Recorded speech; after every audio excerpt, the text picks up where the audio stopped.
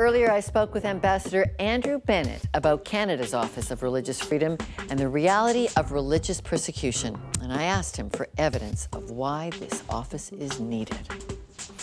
Well, I think one of the things we need to focus on in particular, Lorna, is that we have an Office of Religious Freedom based primarily because we have religious freedom here in Canada. And so the Office of Religious Freedom was established and situated within the Department of Foreign Affairs, Trade and Development to take the Canadian experience of religious freedom, of a pluralist, multicultural, multi-faith society, and present that to the world. And so my focus is on freedom of religion outside of Canada, defending and advancing the right of all people of all faiths to practice their faith and to do so without threat of violence and persecution.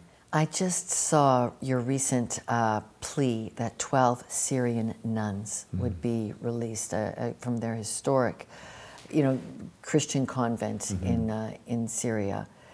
What are some of the stories that Canadians may not be aware of, why this kind of plea for freedom is so needed? Because we live in a country where we have such a high degree of freedom, whether it's religious freedom, freedom of expression, freedom of association, we often see religious freedom through that lens, in that we have freedom. We tend maybe not to think about religious freedom too often. But the stories that I've come across and the people that I've spoken to, I think Canadians need to know about. Some of the main countries that we're focusing on would include China.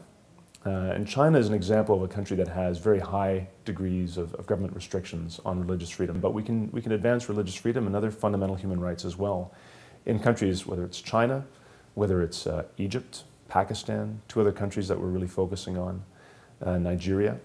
There's a country where there really aren't any government restrictions on religious freedom, but you have a population that is evenly divided between Christians and Muslims, and there's a very high degree of social hostility.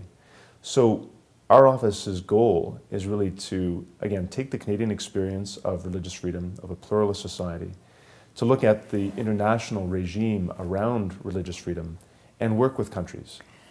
Well, one of the countries surely on top of the list is North Korea. We recently learned the story of the execution of 80 people, and among their crimes, owning a Bible. Well, the situation in North Korea obviously is particularly brutal for Christians in particular.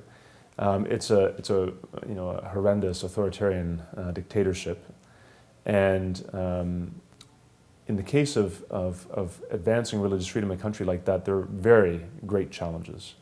And so when we look at countries that we want to focus on, we tend to divide them into those countries where we can have a multi-leveled sort of engagement, work with governments, with civil society, with different faith communities, engaging in programming, engaging in policy work. And then those countries where we are going to have severe challenges, I think, in actually going to the country, working with what is going on there, addressing the situation with religious freedom there. So North Korea would be one of those countries. Iran would be another challenging place in which to engage. But Ambassador, at the same time as you issue that concern for Korea, we have another part of the department at immigration saying to people from North Korea, you can apply to South Korea. And we have the North Korean church here up in arms, as rightly I feel they should be. Is the system able to work with each other so we don't have a break like that in freedom?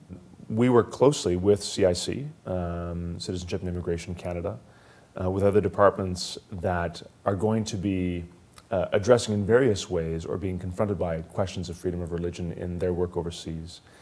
But for us in the Office of Religious Freedom, we're very cognizant of the fact that the situation in countries like North Korea is very difficult. And we don't have a mission in Pyongyang. And so it's very difficult to access the situation there. What we do in those cases, in the case of North Korea or the case of a country like Iran, is we can issue pointed statements, we can speak out, we can work with our allies, whether it's the Americans, the British, who also are advancing freedom of religion in the world, to see how we can target those very difficult countries where the situation is so painful for many communities. You have only 5,000 people being accepted as refugees, many of them with religious persecution claims. So is there a way for immigration to be kinder to the religious persecution needs? Is there advocacy that could happen?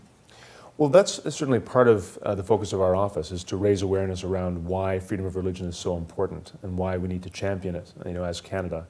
And so the Prime Minister and Minister Baird have certainly spoken of a sort of an all-of-government approach, and so we're working very closely with other departments. I've had an opportunity in my 10 months now in the office to encounter a number of people who are refugees that have come as a result of religious persecution, including one man from Afghanistan, a Christian, a convert to Christianity, who I sat across from for the space of about 30 minutes, who told me his entire story about, through an interpreter, how he was taken into a police station in Afghanistan where he was beaten and raped by the policeman.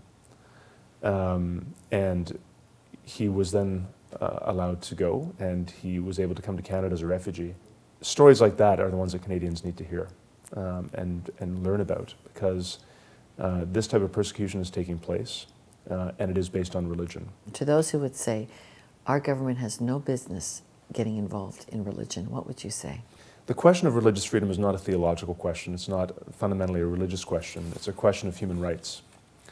And when we speak of defending religious freedom, we're talking about defending the right of every individual human being to openly profess, in public or in private, their religious faith.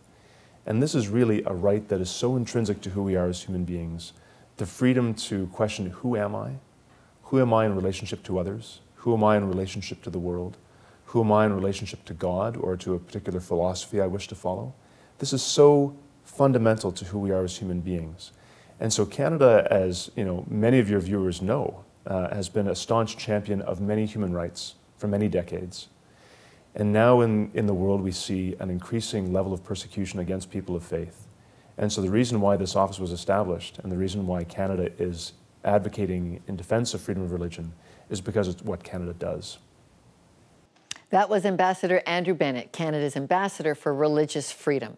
Well, religious freedom sounds like a given to us in Canada, but consider the red flags in our country when God is mentioned in schools, or the fuss in Quebec over wearing a cross, a turban, a kippah, a hijab, or the inevitable letters to the editor when I write or when you utter the words Merry Christmas. Well, here's Sheldon. Give him a chance, Sheldon, here to weigh in on religious freedom. Thank you so much, Lorna. And in light of what Lorna has just said, our question for you at home is this. Do you believe there is too little religious freedom in Canada? Too much or just the right amount? You're completely free to express your views with us, so please send your answers by phone, email, Facebook, or Twitter. Okay, after the break, the latest fight in Canada for religious freedom. On the front lines with author Janet F. Buckingham.